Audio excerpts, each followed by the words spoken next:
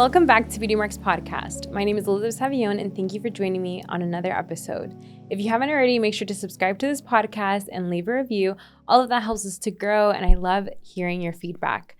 In this month that we're doing and talking about toxic relationships, I'm super excited for our guest today because she is my, I would say, ex-therapist, but I mean, you did help me through my journey, but also I feel like at this point we're like mentors and friends. She's not my therapist anymore. So Maria Fernandez is back on the podcast talking about all things narcissist abuse and just a candid conversation. So welcome again. Thank you. Thank you for inviting me again. It's good to be here. Yes. Good to see you. I know we have a new studio set up. Yes. Compared to the last one that we had, which was like a table, and I will link that one below. We have bigger microphones too. So. Yes, I know, that's true. But just know, honestly, you have been a huge part of my healing journey. And I feel like who better to talk about a narcissistic, abusive relationship and just the healing process than the person that walked me through it. So thank you. Honestly, you were someone that during my journey, I think I started seeing you like around 1920, right? When I was 19 or 20, like yes, early stages. Yeah. We talked through my childhood trauma, and then that evolved. And so I wanted to like get perspective from you, how you've known me all these years and like kind of like my journey. Like, how has that changed? Like, where was I at in the beginning? I was thinking about that, about where we initially met, and wow, the healing process that you've gone through and where you are today. And I remember originally when you came, you didn't even know what you were into. You were very, very, very attached in your relationship. And you knew that there were things that you wanted to do. Just even you podcasting is not a surprise. You've always had this spin on marketing and communications and so forth. But there was this relationship that was really interesting, and I don't think you even knew. You had no definition of it. Something didn't feel right, but you didn't know exactly what it was. Yeah. So I think in the beginning, it was a lot of, am I in a good place? Is this okay? A lot of questions. Is this normal? Like, oh, sometimes is that all right? So it was a lot of psychoeducating. And this is what is healthy. This is what is not healthy. And you began a journey that was really interesting. You would do a lot of therapy and then you would stop. Yeah. And then there would be you working it out. Why are you smiling? Because you remember? Yes, I remember. And the stopping point, just so you know, in therapy, we're so used to this. You can sometimes go through periods where you do a lot of therapy and it's almost a little bit overwhelming. And then you take a little step back to rest. And then you get yourself in trouble because you're still trying to apply certain things. Lots of trouble. And then you come back. Yes. You kind of come back and you say, okay, I learned this, but I can't get this piece of it. Yeah. And continue to move that. I mean, you know that you're a different person. Completely. Yes. You remind me of that a lot, and I appreciate that because I feel like sometimes I even ask her till this day, I'm like, I'm not that person. Like, I'm not that person, right? Like, because you sometimes forget the things that you have walked through and where you were. And I feel like when I came to you, I was raised in church. And so you were actually referred to because you were a Christian counselor. And, you had dealt with trauma, you understood trauma. And so I feel like having that perspective, and I think that was my struggle because I'm like, at church, are people abusive at church? Like, I think that was my genuine, like, confusion that I felt because I was raised a certain way and I had never seen this kind of dynamic in a relationship. And I was trying to get, like, validation from you because I also didn't know, like, how to validate myself or to, like, understand myself. And so I'd always have the questions of, like, what do you think? Like, is this okay? Like, I feel like I needed that guidance. Yes, and there were different layers of stuff. Yeah. So there was the family of origin issues. Mm-hmm. And really, when you go through therapy, you kind of have to have all these pieces Mm-hmm. to begin to put together, I call it the puzzles of your life, so that you can Yeah. have a clear snapshot. Mm-hmm. So it's your family of origin. Mm-hmm. It's the abusive trauma you went through, which we didn't get through till a little later because you were Yeah. like, oh, by the way, I did go through this. And it was like, no, that's kind of a big deal. Yeah. But it wasn't registering yet. Mm-hmm. So there was the family of origin, there was the relationship issue, there was the spiritual trauma of I was raised in church, these were my expectations. How is it that I can be with a Christian guy who is also abusive? Mm-hmm. How can that happen? Yeah. And I think a lot of it is misinformation about why do we go to church? Mm-hmm. That it's a hospital for sick people.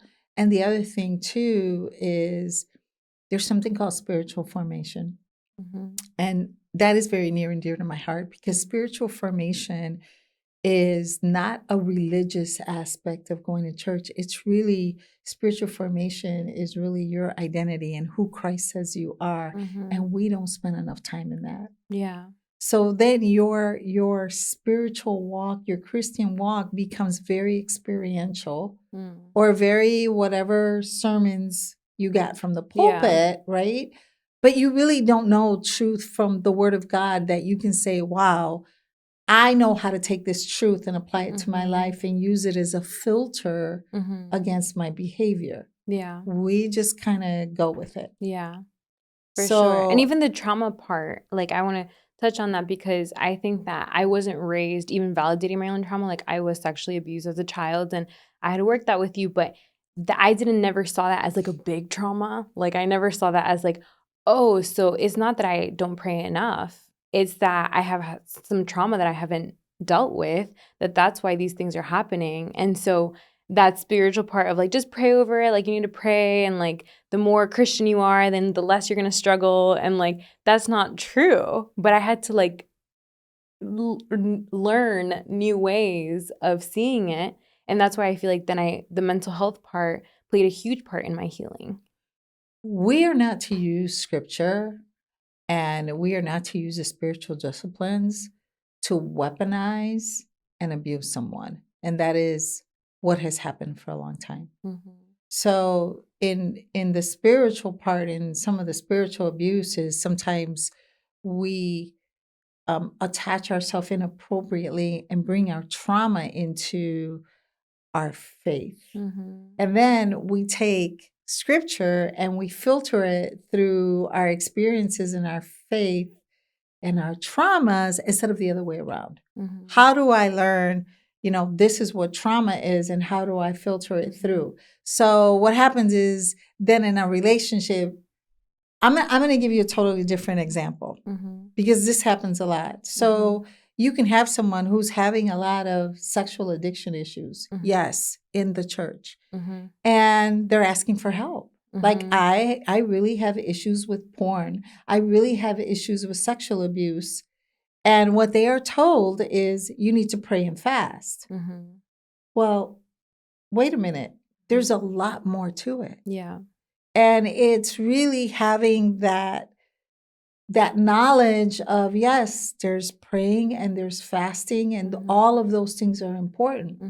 But we are also human beings and we also have a nervous system and we also, addiction is a process and you're going to need prayer and fasting in order to walk through the healing journey that you're about to go through. Yeah.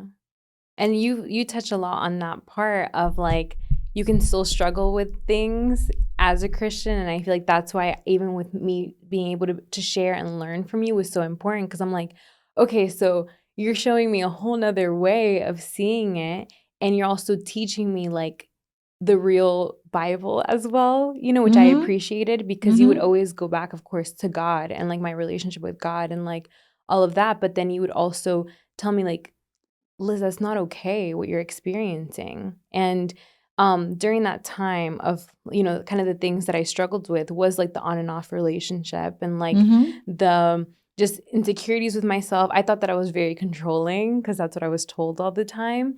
And so I would come to you and be like, I feel like I have an anxious attachment. Like, I feel like I'm like too clingy to him. And like, then you would ask me like about like sexual, kind of like if we had been intimate. And I was like, well, yeah, but I feel bad that I'm doing it. And then you're like, so you're at church doing that? And like, you were really confronting me with like the truth though. Yes. But also working through certain things of my abuse. Yes.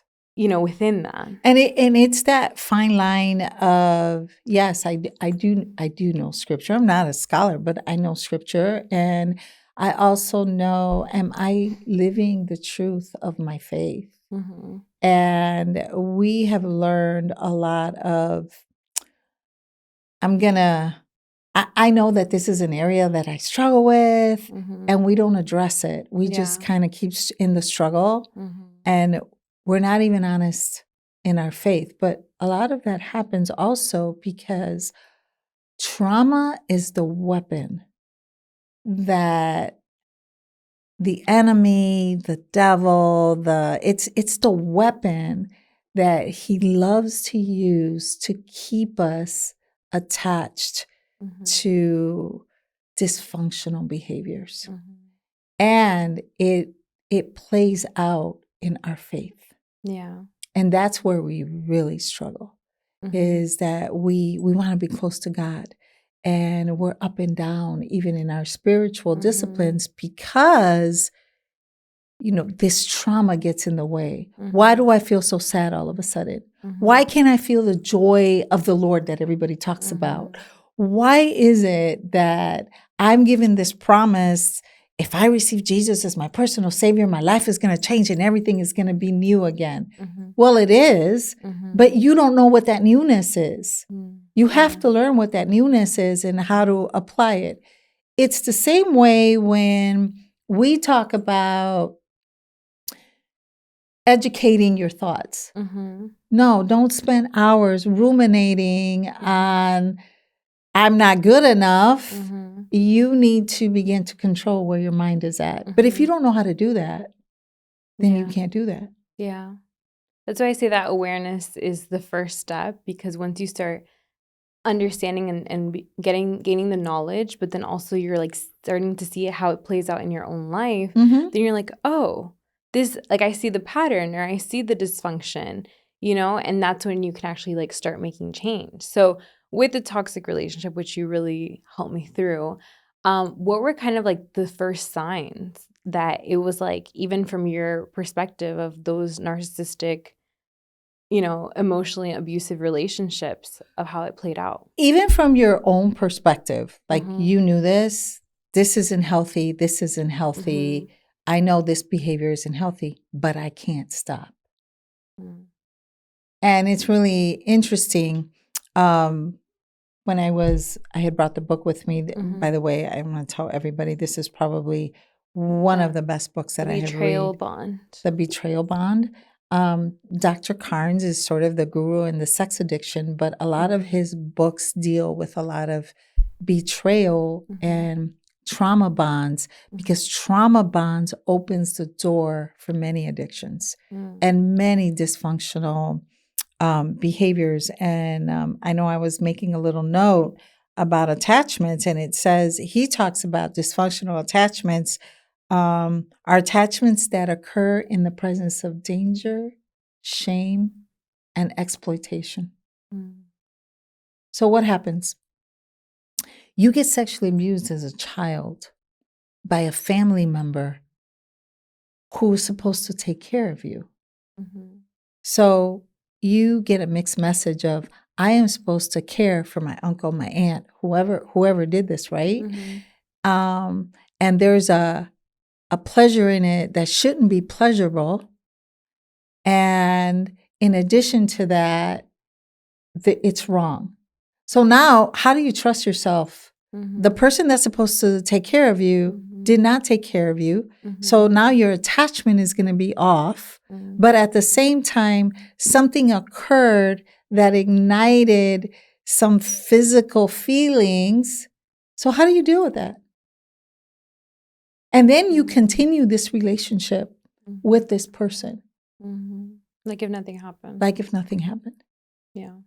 And you don't have words for it, but something is off, and that continues to build.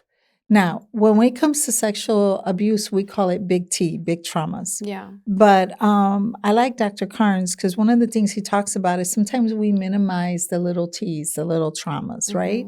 But the little traumas are the ones that nitpick at you constantly. And eventually those little traumas become huge trauma bonds. So if I'm in a relationship and it's very toxic and very explosive, everybody else can see that I should not be with this person, but there I am. Definitely trauma bond. That's the but I love him. But I love him. But I love him. Yes. And it isn't just but I love him. It's more than that. It's he's going to change. Yeah. And there are certain steps to this. He says there's seven areas to this. And you're going to know what these are. So the first one is love bombing. Yeah. Right? It's always great in the beginning. Hey, give me some examples of it. I think it's like the date's very detailed, very communicative. Like they just always want to make sure you're okay. Like, do you feel comfortable? Like they just seem so genuine. Like, because I was with someone that was a covert narcissist, which is like more on the vulnerable side. So they seem very genuine. They're not the grandiose, like douchebag kind of guys. Like it's like the very respectful kind of people. So it feels like, wow, you're such a good person. Like you're so nice. And there's kind of a false sense of intimacy. Yeah. Because a real covert narcissist will be very good at just being so into you. Yeah. Tell me about yourself. Like they're not going to really talk about themselves, but they're going to tell you, tell me about yourself. And which I did share. I shared all, like as friends, I shared all my closest things. And I'm like, wow, I feel so open. Like I've never had like a guy, like super close friend, but then that was used, whatever I shared with this person then was used against me later on. So that love bombing feels great. It's wonderful.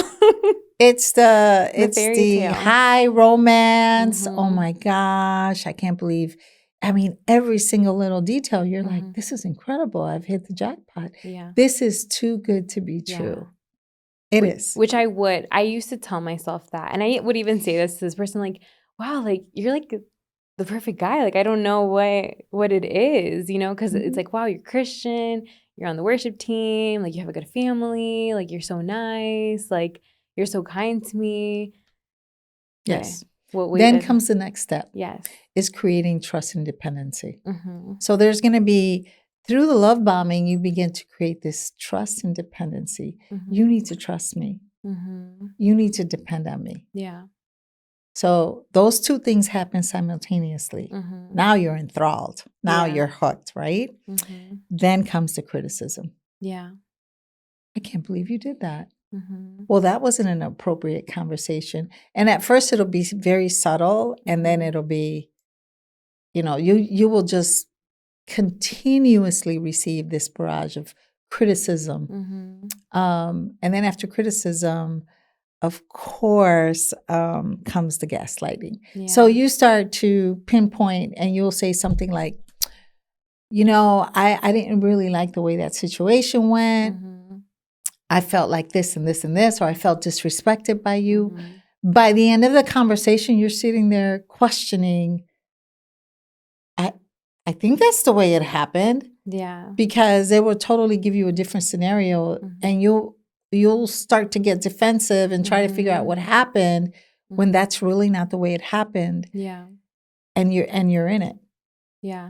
I think that like came up for me of more like my doubt in myself of the kind of relationships that I had with guys of like, oh, you're like too flirty, or like people are trying to get with you. And then you're like, wait, but like I've never done anything to make you feel that way. Like, and you're trying to be like, okay, like I guess am I trying to like bring other guys or trying to entertain? Like, and then you start isolating, like you start cutting those relationships off. But then it's like, well, later on it went from like that situation to, oh, well, I never told you to cut those people off. I don't know. Like, I'm not going to cut off these friends. Right. That was on you. And then you're like, Yes. wait, no, we had this whole conversation and I had told you that they were going to be these changes, but now you're changing it up to say that I did that for myself. Yes. Or like I made that decision on my own, when it's like, no, we had an argument. Like, don't you remember? No? Okay. But remember, by the time you get to those stages, there's an addiction that starts. Yeah. And the addiction is really attached to the love bombing. So no matter how bad the criticism, the gaslighting gets, the love bombing is so critical, because that's the hope and the dream of, but it could be this. Yeah. Because this is so good. Yeah. But that's not all that it is. Yeah. And we begin to put things in different compartments. Yeah, I know he does this, but oh my gosh, he's not all bad. Yeah. And we began to break down, where I sometimes tell him, no, he's all of those things. And the longer you stay there dealing with the gaslighting and all of this stuff, is you start to lose a sense of who you are. It's really hard to keep that if you're in that constant, trying to do that. And then eventually you just get to that place where it's a full trauma bond and you are trying to please him all the time. Yeah. So you want to make sure you don't upset him. Oh, I'm not going to talk about that right now because he's going to get upset or she's going to get upset, or I'm not, because, this goes both ways. We usually talk about this from a female perspective, but, there are women that are like this and guys who really struggle with it. So you start to try to please the abuser because the hook is, he loves me and he's going to change, because look at what he does. Yeah. At the moment. A lot of people, and I remember even with you, like, because I had been in an on and off relationship in high school before. And that was very different. It was, I would say it was toxic, but it wasn't how this was. And so in the beginning, when we were together for like almost 3 years, and then we broke up for the first time.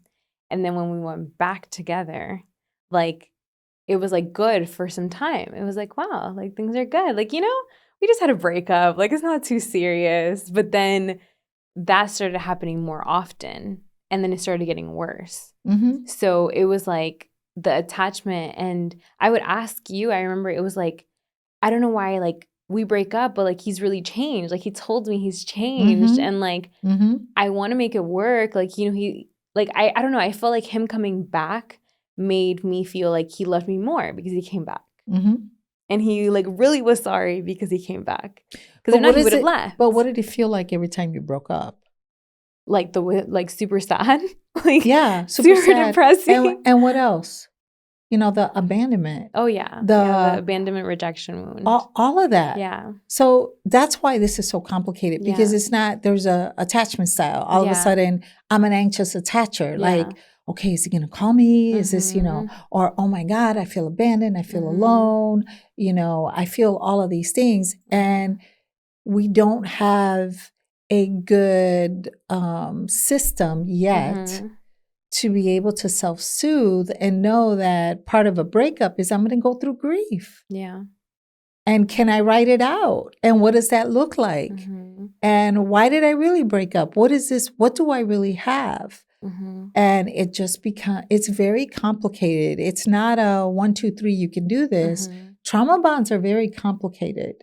And I say it's like a octopus, and it's got a lot of legs to it, because it's not just that one thing. Yeah. It's a whole history of sexual abuse, a history of perhaps problems attaching with mom issues or dad issues. All of that begins to lay a framework that attaching to people who cause you pain, grew up with that. Yeah. It's normal. Yeah. I love my mom. I love my dad. They did stuff, but hey, this is normal. Like, you feel like that dysfunction is like something that you're used to. I heard on another episode about like, I feel like I used to think that it's like you have to be weak to fall into these relationships. And I blamed my trauma a lot because I remember I was like, I was the one that was sexually abused. I was the one that went through a breakup before.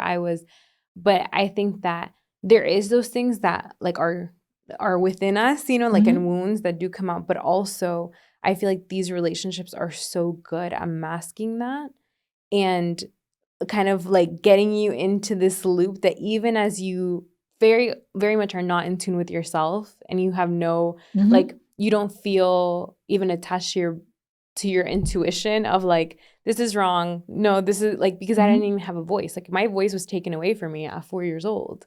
And I remember that you were explaining that to me during my sessions, like, Liz, like you have no boundaries. Like you have no clearly, you don't even know what is like good and bad between Mhm. yourself because you lost that. And like that was so eye-opening to me, like, oh my God, that's why I'm a people pleaser. Like that's why I have no sense of like when I don't feel comfortable doing something, I still am doing it. And then I betray myself. Yes. And I'm like, why did I do that? Like I didn't want to do that, but then that person's gonna be mad at me. But then like I should be doing this because again, like I'm a good Christian or I'm a good person or like, you know, and then you get into these cycles, Yes. the back and forth, you know. So I feel like all of that together plays a part of you being in these relationships. And even in my own journey, you know, with the whole setting boundaries, Mm-hmm. boundaries was such a new thing for me too, Yeah. because the boundaries in my family of origin, there really weren't any. It wasn't something that you learned about or knew about. So I remember getting my no back and having the opportunity to say no felt so foreign to me, Mm-hmm. almost like I was being disrespectful. Yeah. But then when I started to say my no, there was a second step, and it's, do I respect your no? Do I respect people's no? Because I was taught, hey, if somebody tells you no, you don't take no for an answer. You go ahead because you have to do. And I'm like, no, that's not really correct. And I remember I started to step back and saying, wow, this person is saying no. I got to be okay with that. That also, there's a two-way street to this. So yeah, I mean, having your own internal boundaries is so critical. And it also, it marks a line of where you stop and where the other person begins. Yeah.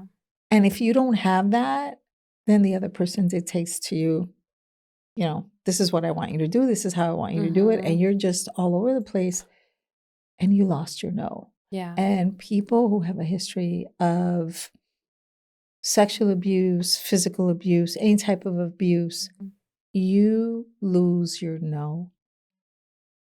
So I literally, I tell some of my clients, look, I want you to get a t-shirt and I want it says no. They sell them online. There's these black t-shirts that says no. Wear it underneath your clothes for a week. Oh my gosh. You have And to every clean time that. Yeah. you feel like, okay, what do I need to do? You just go in there and say, it's okay for me to say no. Yeah. It's so empowering, Yes. you know, to be able to do that. Mm-hmm. And one of the biggest, I want to say probably one of the biggest areas that can help you to figure out if a guy had, listen, okay, let me say this differently. We all have narcissistic tendencies. Yes. We're human beings. So to say that you have no narcissistic tendencies, we all have some form of narcissistic tendencies that we need to pay attention to. And because you need to also be able to reflect on yourself. Yeah. To say, you know, this is my junk. This is the stuff I need to deal with. But one of the ways that you can tell early on in dating is say no and see what the reaction is. Yeah. If there's a lot of love bombing and, oh no, but you know, this is the best and all that, you need to start watching out for that. Yeah. Because a mature man will respect your no and say, okay, and not have to ensue an argument with you or try to convince you and not respect your no. Yeah. That was a really big part of, I would say, the abuse part. It's my no was like, I would be like, no, I don't want to talk to you. And it's like calling me through another phone or showing up somewhere or like, and that for someone that's in the trauma bond, it feels like, oh, they're really trying hard. You know, they're trying so hard to like get me, you know? And then it's like, wait, but no, they're disrespecting your no because you told them. But wait a minute, but trauma bond doesn't say you're disrespecting your no. No. Trauma bond says, okay, all right. After a while, you kind of get addicted to that pursuit. For sure. They're coming back. They're going to come back. Well, I know if I withdraw, Yeah, they're gonna come. And I give him a hard time. Mm-hmm. Because he can't really live without me. He's going to start pursuing me all gun ho. Yeah. And that becomes a very vicious Mm-hmm. cycle. Yeah. In the beginning, it was kind of like him coming back. I was so used to it. I'm like, oh, like he'll be back in like a month. Mm-hmm. You know, like it's like he'll be back. Like, Mm-hmm. and that time felt so good because that's when he would like treat me so nice and tell me all these wonderful things and like be so close, want to hang out with me all the time. And then it would be like that for a few weeks and then it would start again. Then it's like, oh no, I don't want to be in a relationship. Actually, no, you're too much. Like, no, you know, and then that abandonment wound of like, wait, no, I don't want you to leave. Like, I'll just stop bringing stuff up or I'll stop, you know, doing this. But then when he would withdraw, and that's what I had shared before of like, sometimes you're like, am I a narcissist? Because you start doing the things that they do. So Mm-hmm. I would be like, okay, you don't want to talk to me then? I'm going to not call you today. And then he would call me later in the day. And then it would be like, all I had to do was act like him. But it's like, you know that that's not what you want. And you know that that's dysfunctional. But that's like what's keeping you. But it's not going to last. No, for sure. Because then, you know, you just continuously are in this dysfunctional cycle. That's really hard to get out of. Yeah.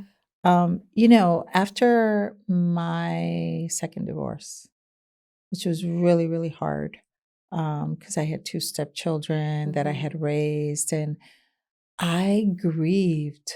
Like, I think back about it now, and I grieved so hard for like a year. I mean, I would go to church every Sunday and literally sob. And it wasn't until I continued to work through my own traumas that I really wasn't even grieving him. I was grieving all of the trauma in my life that I never knew I could put a word to it or even say, this was not okay. Yeah. This was terrible. And the anxious attachment style that I had, and where did that come from? And you know, it was all of that. And but even in that year that I was grieving, I was still giving him credit. Oh, it's just that I loved him so much. No. You're like, do you love him? It wasn't him that I was grieving. But we think it is. Yeah. No, it's all the stuff that attached to that trauma, to that person. Yeah. I felt that a lot of the times, you know, like especially when we were ending and that, I don't know how to call that. It's like you're broken up, but like you're still in that like on and off lingering stage. There's still the hope. Yeah. The dream. Yeah. The love. The love. Yes. So I remember how I did have to grieve that. And I think I was grieving like what I thought our future would look like. I feel like I had to grieve for myself what I went through. I had to grieve like the disappointment, the like the betrayal, to be honest, certain things that I was going through and feeling. But when I really thought, like now I have perspective on it, but when I really thought about it, when people would ask me like what this person was really doing, it was like, that's not love. Like that person is not even like company for what? To go to the movies or to go get something to eat. But like they weren't pendiente to me. They weren't aware or attentive to me anymore. They weren't calling to check in on me. They would only call me when it was convenient to them. Like when I was thinking about a relationship, I did not have a relationship with this person. But it felt like that was good enough at the time. Like, well, like, you know? Well, since we're here and we're talking about this, and I know you're still working through some stuff. I am. So, and I know you're the host of this, but I'm going to ask you some questions. Ask me.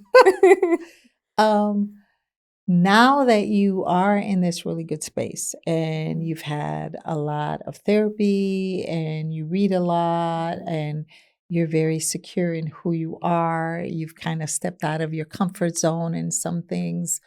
What is your biggest fear when you go out and meet potential dates or a potential boyfriend or how is that?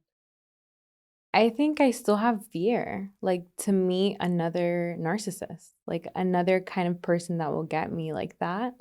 I do know I'm a different person, but I think that these relationships takes so much from you Mhm. that you're so scared to lose yourself again. And you're so scared to like, and I think I told you when I started dating last year, I was actually an avoidant. So like when a guy would tell me he liked me, I'm like, oops, like good for you. Like I wanted him to like me like more than I liked him. Well, but let's be fair. You were picking guys too that you knew. I was being open. I was being no, you open. were not. Yes, I was. I was like, what? You're going out with what? Now you know you're not gonna be with that guy. I felt like in the beginning I had to be more open because I never thought I can casually date. And so that was the other thing because I was a long-term relationship kind of person. Yes. And so I feel like me starting to like casually date helped me to see what type of guys, maybe a different kind of guy that I've dated before. Like I feel like that's what I was doing. It's not that they were terrible guys, but it was just like, I'm open, like to date different people. But I think the fear of like not seeing it or like being wooed by it. But then I shocked myself to see that I did pick up on a lot of stuff, and then I was like, wow, it's different. But I think that dealing with a narcissistic relationship, the aftermath of that is the trust part. You do feel like a fear of, can I trust myself? Can I not fall into that again? Can I like still have my life with another person? I think I've shared that with you of like, am I capable of having a healthy relationship? Like, how would that look like? Would I still be able to do everything that I'm doing and that person actually supports me and is there for me and actually like wants to see me win? Yes. Yes. Yes. Because that's the test too. Yeah. The test is you know who you are now, what you like, what you don't like. And listen, relationship is a bit of a negotiation and giving of yourself. But at the same time, it's honoring who you are and not trying to change you. Yeah. I want to tell you that a few things that can help you with that too is, first of all, the girl that dated and that had all the trauma bonds is not the same one that's sitting here today. So you have to know that you've done the work. Two is you're very secure in who you are. And it's a lifelong process.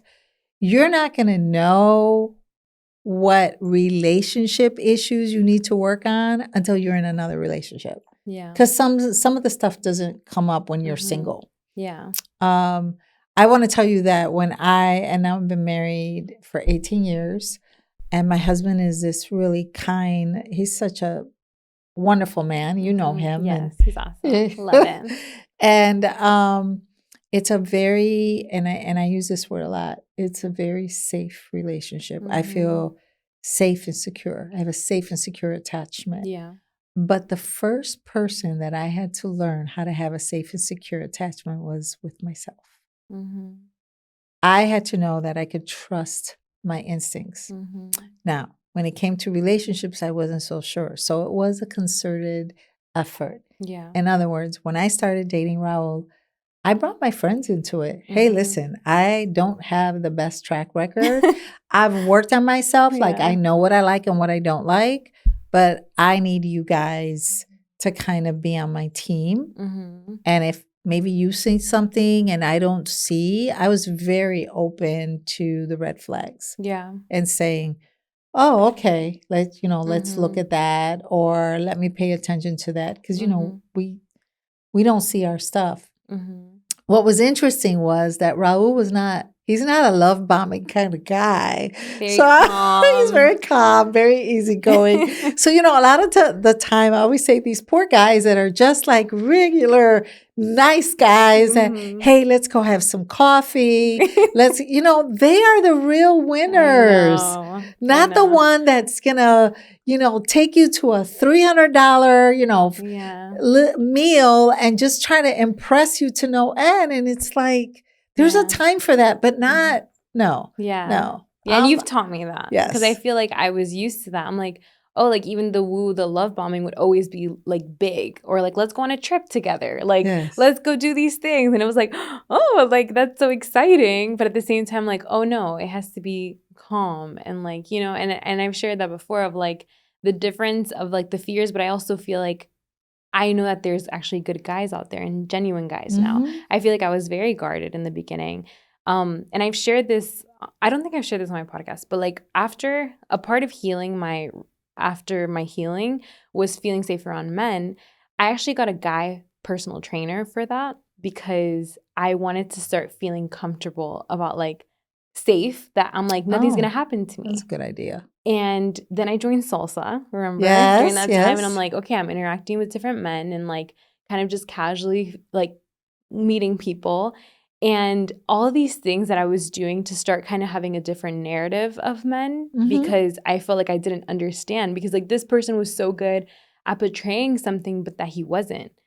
And so I'm like, do I trust myself? Can I meet, genuine people, Yes. And that was part of my healing too, Mm-hmm. So I feel like that, and then feeling safe with myself, that was a huge part.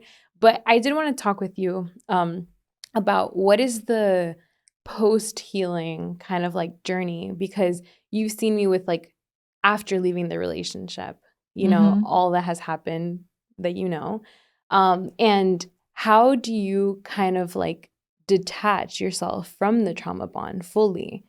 And do you ever like fully like detach yourself? Like how does that start? All of these steps that I was talking about, like the love bombing, trust and dependency, the gaslighting, all of that stuff. Probably the biggest one is now you have such an awareness of what all that is, that it no longer feels comfortable and safe like it used to. And that is a huge, like you said, oh no, I was surprised when I started dating. I picked up on all of these things. Is awareness is such a big thing. And the other thing is, look, I'm in my 60s. I'm still working on stuff. It's knowing that it's there. Being able to identify it. I like this. I was watching a therapist. She was doing this little snippet, and she had these balls of yarns. And she said, trauma, it starts to wrap itself around all the areas of your life. But as you start to sort it out, and your gut starts to tell you, well, that doesn't feel right, and you step back, it starts to unravel itself, and you can begin to pull it out. Yeah. And I think you've been doing a lot of that, a lot of pulling it out. I will tell you, so for example, sometimes things will come after the fact that you never know about. And I'll give you a great example. And I think I had talked about this before, but I'm not sure. My dad came to live with me after my mother died.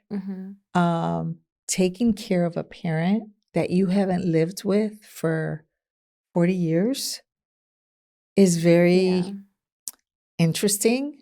And at one point, this totally happened. I felt I was back in my childhood trauma with some issues with my dad. And I knew my moods were changing. I was getting angry and I felt really off. And I remember telling my husband, what is going on? Why am I feeling all of this? That I've been to therapy. I'm a therapist. And by the way, therapists need therapy. You still struggle with stuff. I would caution you to go to a therapist who's never been through therapy. Yeah. But it was that.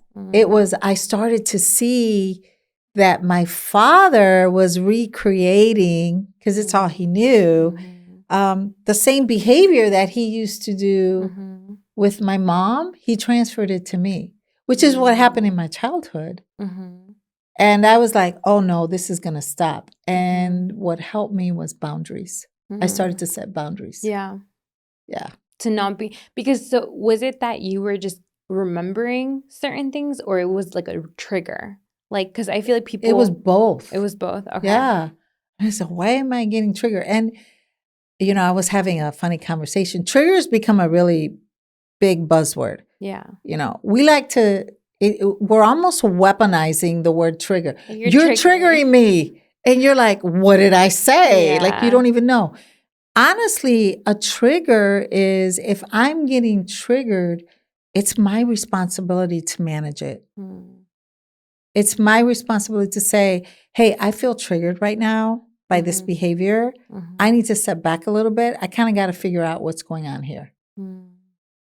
I decide that. That my father was triggering me, yeah. But if I go to my father, who is 86, and tell him, hey, you're triggering me, he's going to look at me like, what are you talking about? Yeah. He didn't care about that. Yeah. No, I was like, okay, this doesn't feel good to me. All right, I need to set a boundary. And I started to set boundaries. He didn't like it, but I was like, no, you will not speak to me that way. You spoke to my mother that way, but you're not going to speak to me that way. I will not tolerate it, and you will not, Yeah. Yeah. So it's like you being aware then of what's happening within yourself. Yes. So like with the breakup, what has come up, it's like, especially like talking about it and stuff like that, I feel like I start being more aware of where my thoughts are going, or like what is happening within myself when I think back to a memory comes up, or like something that happens, or something that I'm like, I feel uneasy about, but I also know that I'm not going back there. Like, It's I'm just a not going back memory. there. It's just a Yes. memory. So I feel like when you're going through the healing of the abuse and all of that, like, I think it's just being aware of that too, of like, you have made some progress and you are separated from that person that you Yes. were, and you're safe. Like, you're Yes. safe. Like, no one can do something to you.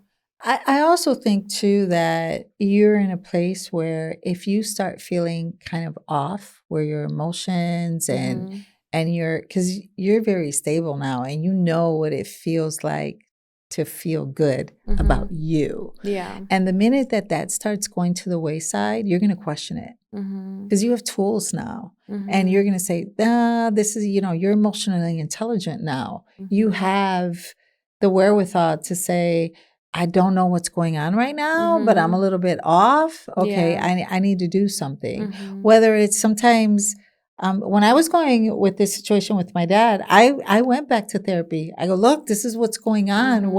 What's happening? I need you to help me decipher this. Yeah. And isn't that what it's really about? That we are, no one is 100% healthy. What does that look like? How do you define that? Yeah. You're as healthy as you can be, and you have these great tools. You know how to self-soothe. You also know how to self-evaluate. There's a humbleness to all of this. There's also a security, a healthy self-esteem, like, oh no, this is not going to continue. And you know who you are. You got to keep that. Yeah. You don't give that away. Yeah. Yeah. I think that has been like a process and a journey. And I feel like this is such a good, like, another part to the toxic relationship series, because I feel like this is more practical of knowing like the signs and how they show up, but like also knowing that through your healing, like, things will come up, but you are in control of how you process them, and like with the right help, which has been a huge, that's why I will always say to go to therapy, is because I feel like in those kind of relationships, you need someone to help you and walk you through that. Sure. And isn't the probably one of the hardest things is, why am I here? Why can't I let this go? Yeah. That is so debilitating. And no one can tell you when it's time to leave. You have to decide that. No one.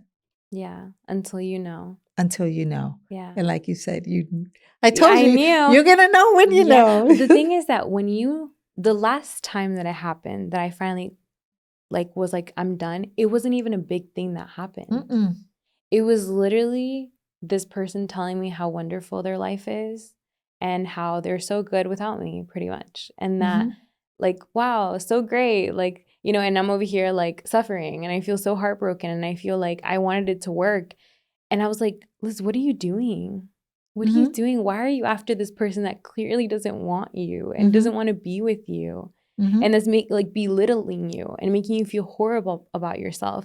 And I literally left this person's house, and I cried all the way home, and I cried, and I was like, God, I don't want this anymore. Like, I don't, like, I need to get out. And like, that for me was so painful, like, at that moment, but it was a decision that I was like, I do not want to be here anymore. And then I made all the practical steps to really mean it. And I've had to like it's not that it hasn't been easy to once you I make the understand. decision. But look at what you did. Yeah. You know what? As hard as it really is a decision. Yeah. It comes down to making like a really big decision to say no more. Yeah. And no one can make that decision for you except you. Yeah. Yeah. And you do have the power to make that decision. Absolutely. Because after that, I'm like, I've always been strong. Like, Liz, why did you feel like you were weak? Like, you are strong. And, so for someone that's listening that was like, that wants to kind of make that change and all of that, it's like, there's hope that you can get out and stay out. But it's like that awareness, like how you said, and the signs to look out for. Well, and your brain is not the same. Yeah. Neuroscience is such a big thing right now, and neuroplasticity, which means that your brain has a way of healing itself from trauma. It has a way of, instead of going to all these traumatic paths that you have, your brain has a way of creating new bridges that say, nah, you're not going to do that anymore. Yeah. That's not going to work for you anymore. You're not going to get the high that you used to get anymore.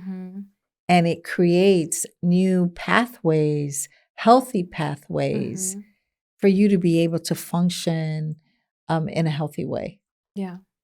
I love that. I really think that this educated some people on that. And thank you for sharing part of your knowledge. I'm so thankful that you are one of the people that I believe that God put in my life that like got me. Like I feel like, I don't think I've ever told you this before, but I think that you were the first person that saw me and validated like my experience. And I feel like that was part of my healing, that you said like, Liz, you don't deserve that. Like and what you experience like doesn't cancel you from living and healing, There's a lot of information out there about how we go through difficult struggles in our life. I mean, I do what I do because I've definitely been where you're at and then some. And I'm like, but God took all of that and used it so that I can move forward, not just in my journey, but also share it and see it in other men and women and say, it's okay. Like you're going to get past this.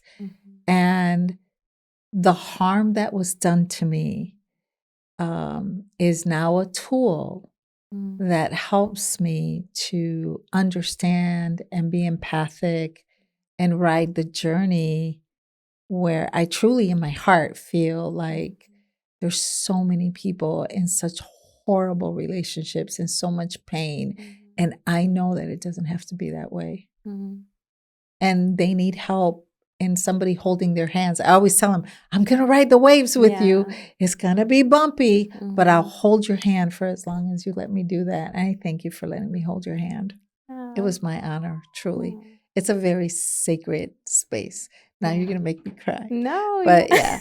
And I am so proud of, just all the work you've done. And it's, you've just been very determined. But I also attribute it to God and the faith that you've had and how the Holy Spirit has worked in your life to bring you to a place of healing. Thank you. You're just getting that raw heart to heart. But no, I appreciate you, Maria. And thank you for sharing with us today. How can people connect with you? And if they want to work with you? I don't think a lot of people know. I did open a new practice in Ocala. Yes. And I'm sure you'll put I'll put the all her information, the below. link and all that.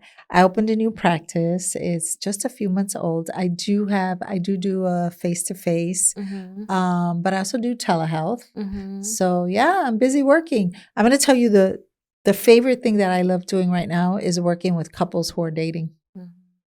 And I really love it. It allows to work with them, whether the relationship works or not, but since they're in relationship, so that's been a lot of fun because there's so much opportunity for growth. And they're really in that space like, hey, we're dating. Yeah. You know, what should we look for? How do we do this?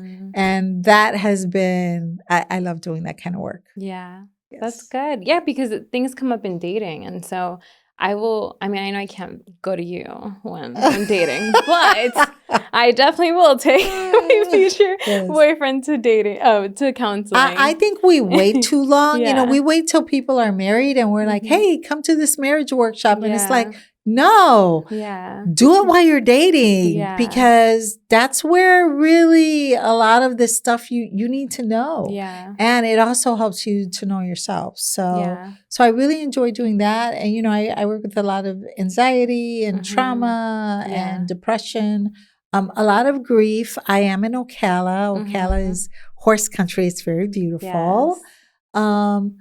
But a lot of grieving. So there are, I have a older population where I'm at, a lot of widows, and also divorce. Divorce is really hard. Yeah.